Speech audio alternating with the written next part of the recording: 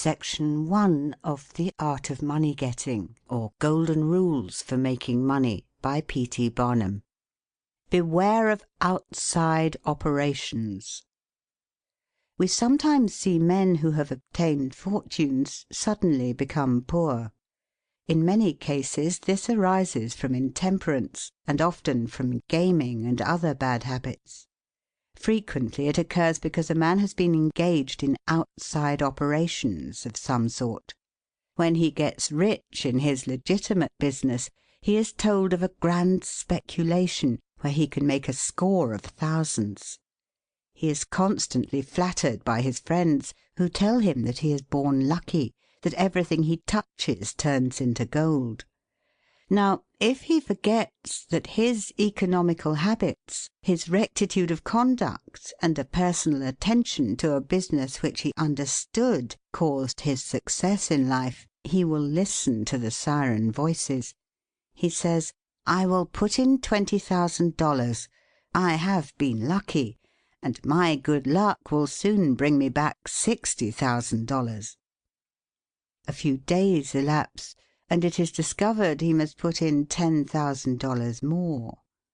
Soon after he is told it is all right, but certain matters not foreseen require an advance of $20,000 more, which will bring him a rich harvest.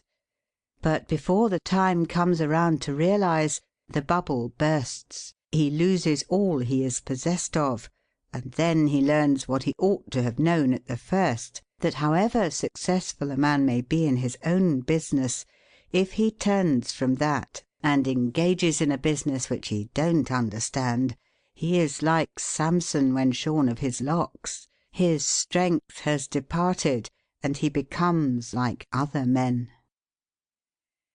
If a man has plenty of money, he ought to invest something in everything that appears to promise success and that will probably benefit mankind. But let the sums thus invested be moderate in amount, and never let a man foolishly jeopardize a fortune that he has earned in a legitimate way by investing it in things in which he has had no experience. Don't endorse without security. I hold that no man ought ever to endorse a note or become security for any man, be it his father or brother, to a greater extent than he can afford to lose and care nothing about, without taking good security. Here is a man that is worth $20,000. He is doing a thriving manufacturing or mercantile trade. You are retired and living on your money. He comes to you and says, "You are aware that I am worth $20,000 and don't owe a dollar. If I had $5,000 in cash, I could purchase a particular lot of goods and double my money in a couple of months. Will you endorse my note for that amount?" You reflect that he is worth $20,000, and you incur no risk by endorsing his note. You like to accommodate him, and you lend your name without taking the precaution of getting security. Shortly after, he shows you the note with your endorsement cancelled, and tells you, probably truly, that he made the profit that he expected by the operation. You reflect that you have done a good action, and the thought makes you feel happy. By and by the same thing occurs again, and you do it again. You have already fixed the impression in your mind that it is perfectly safe to endorse his notes without security. But the trouble is, this man is getting money too easily. He has only to take your note to the bank, get it discounted, and take the cash. He gets money for the time being without effort, without inconvenience to himself. Now mark the result. He sees a chance for speculation outside of his business. A temporary investment of only $10,000 is required. It is sure to come back before a note at the bank would be due. He places a note for that amount before you. You sign it almost mechanically. Being firmly convinced that your friend is responsible and trustworthy, you endorse his notes as a matter of course. Unfortunately, the speculation does not come to a head quite so soon as was expected, and another $10,000 note must be discounted to take up the last one when due. Before this note matures, the speculation has proved an utter failure, and all the money is lost. Does the loser tell his friend, the endorser, that he has lost half of his fortune? Not at all. He don't even mention that he has speculated at all. But he has got excited. The spirit of speculation has seized him. He sees others making large sums in this way. We seldom hear of the losers. And like other speculators, he looks for his money where he loses it. He tries again. Endorsing notes has become chronic with you, and at every loss he gets your signature for whatever amount he wants. Finally, you discover your friend has lost all of his property and all of yours. You are overwhelmed with astonishment and grief, and you say, "It is a hard thing. My friend here has ruined me." But you should add, "I have also ruined him." If you had said in the first place, "I will accommodate you, but I never endorse without taking ample security," he could not have gone beyond the length of his tether, and he would never have been tempted away from his legitimate business. It is a very dangerous thing, therefore, at any time, to let people get possession of money too easily. It tempts them to hazardous speculations, if nothing more. Solomon truly said, "He that hateth suretyship is sure." So with the young man starting in business. Let him understand the value of money by earning it. When he does understand its value, then grease the wheels a little in helping him to start business. But remember, men who get money with too great facility cannot usually succeed. You must get the first dollars by hard knocks and at some sacrifice in order to appreciate the value of those dollars. Advertise your business. We all depend, more or less, upon the public for our support. We all trade with the public: lawyers, doctors, shoemakers, artists, blacksmiths, showmen, opera singers, railroad presidents, and college professors. Those who deal with the public must be careful that their goods are valuable, that they are genuine and will give satisfaction.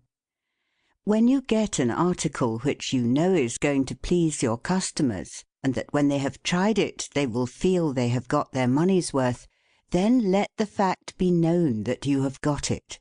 Be careful to advertise it in some shape or other, because it is evident that if a man has ever so good an article for sale, and nobody knows it, it will bring him no return. In a country like this, where nearly everybody reads, and where newspapers are issued and circulated in editions of 5,000 to 200,000, it would be very unwise if this channel was not taken advantage of to reach the public in advertising. A newspaper goes into the family and is read by wife and children as well as the head of the house. Hence hundreds and thousands of people may read your advertisement while you are attending to your routine business. Many, perhaps, read it while you are asleep. The whole philosophy of life is first sow, then reap. That is the way the farmer does. He plants his potatoes and corn and sows his grain, and then goes about something else, and the time comes when he reaps. But he never reaps first and sows afterwards. This principle applies to all kinds of business, and to nothing more eminently than to advertising. If a man has a genuine article, there is no way in which he can reap more advantageously than by sowing to the public in this way. He must, of course, have a really good article, and one which will please his customers. Anything spurious will not succeed permanently, because the public is wiser than many imagine. Men and women are selfish, and we all prefer purchasing where we can get the most for our money, and we try to find out where we can most surely do so. You may advertise a spurious article and induce many people to call and buy it once, but they will denounce you as an impostor and swindler, and your business will gradually die out and leave you poor. This is right. Few people can safely depend upon chance custom. You all need to have your customers return and purchase again.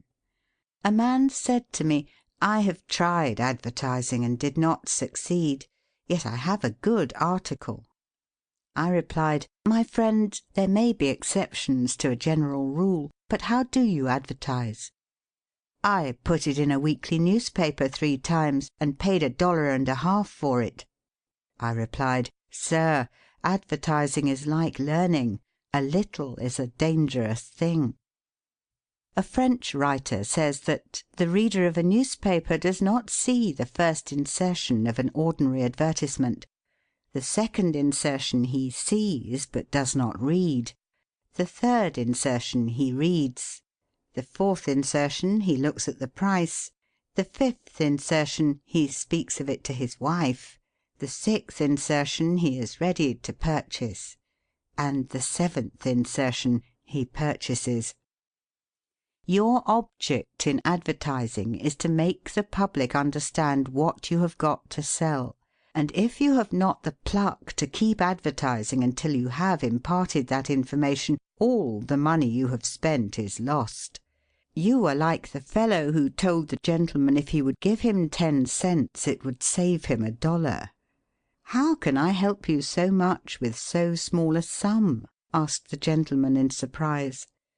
"I started out this morning," hiccuped the fellow, "with the full determination to get drunk, and I have spent my only $1 to accomplish the object, and it has not quite done it.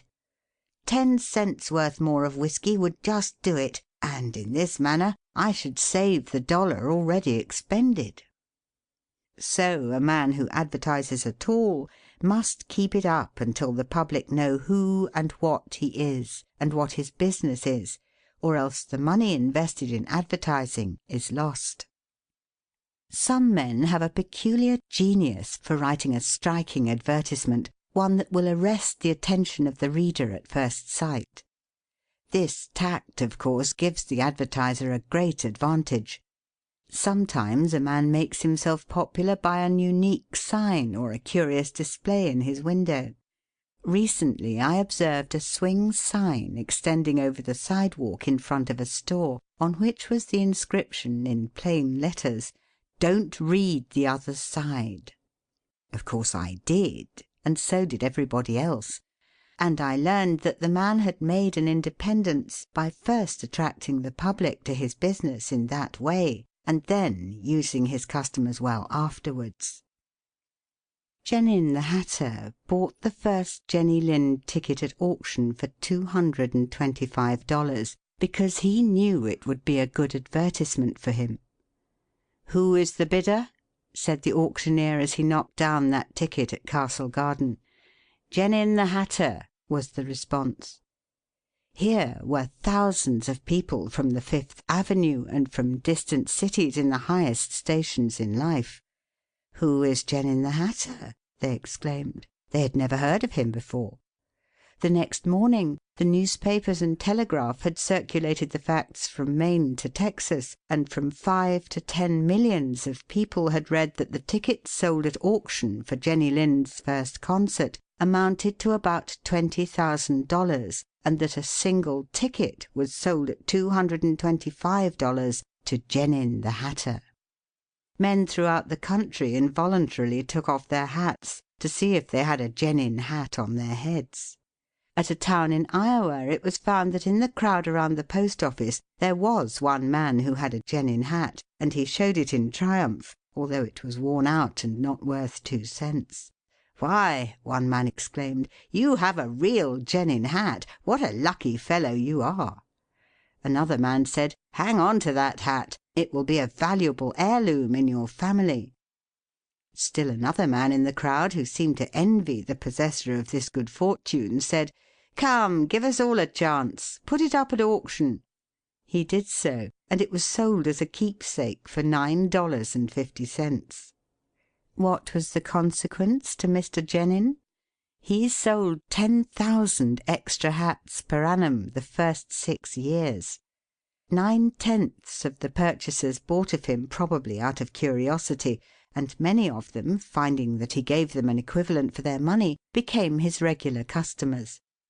This novel advertisement first struck their attention, and then, as he made a good article, they came again.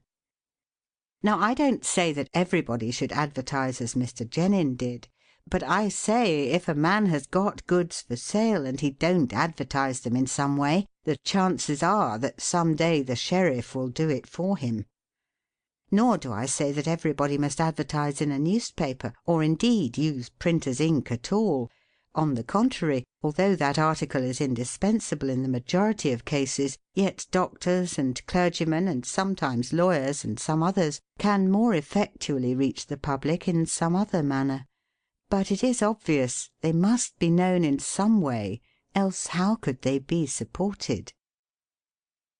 Be polite and kind to your customers. Politeness and civility are the best capital ever invested in business. Large stores, gilt signs, flaming advertisements will all prove unavailing if you or your employees treat your patrons abruptly. The truth is, the more kind and liberal a man is, the more generous will be the patronage bestowed upon him. Like begets like. The man who gives the greatest amount of goods of a corresponding quality for the least sum, still reserving to himself a profit, will generally succeed best in the long run.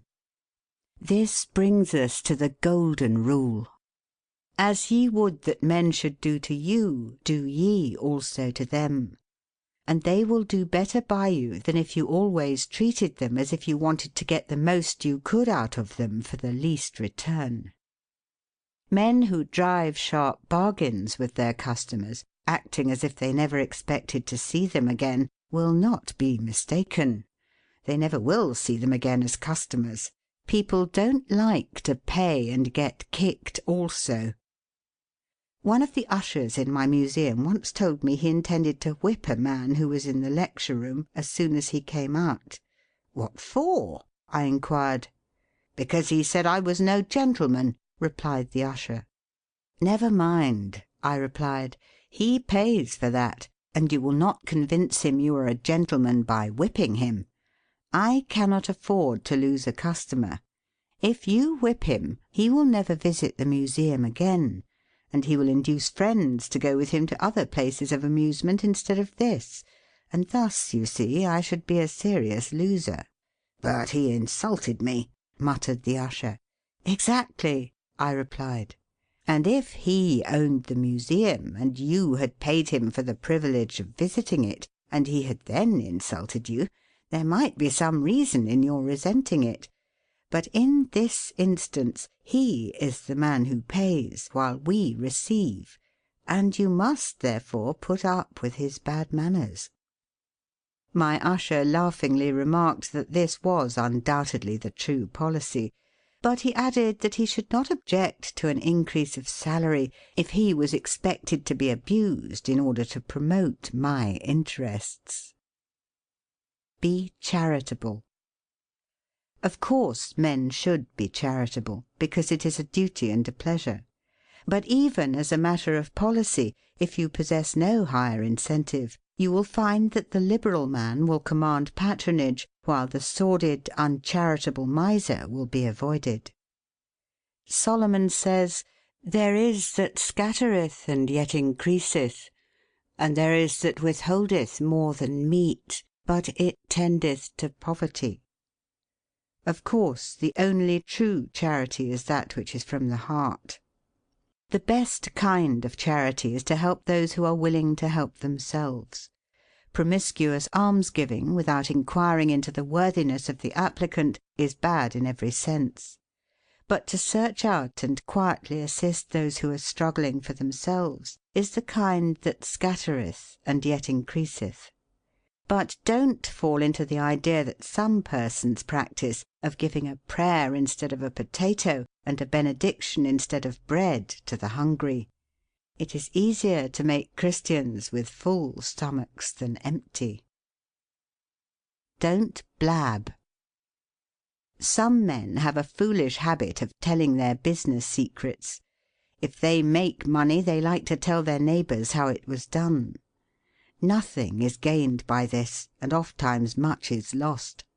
Say nothing about your profits, your hopes, your expectations, your intentions. And this should apply to letters as well as to conversation. Goethe makes Mephistopheles say, "Never write a letter nor destroy one."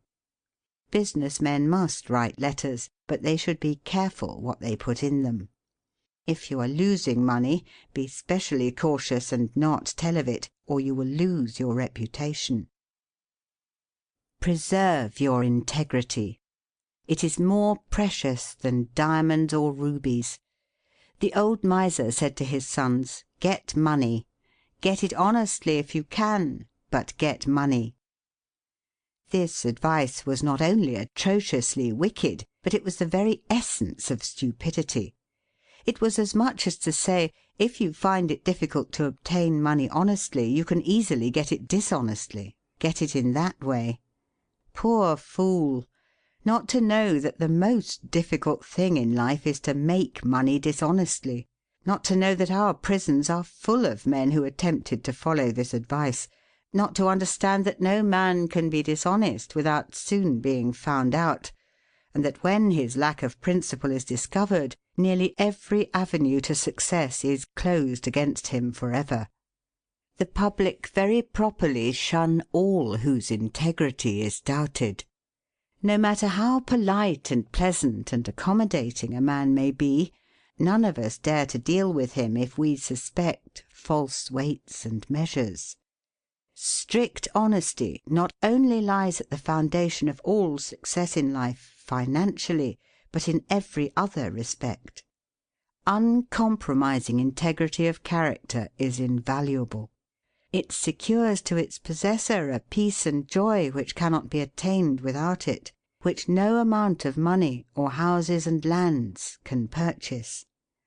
A man who is known to be strictly honest may be ever so poor, but he has the purses of all the community at his disposal, for all know that if he promises to return what he borrows, he will never disappoint them.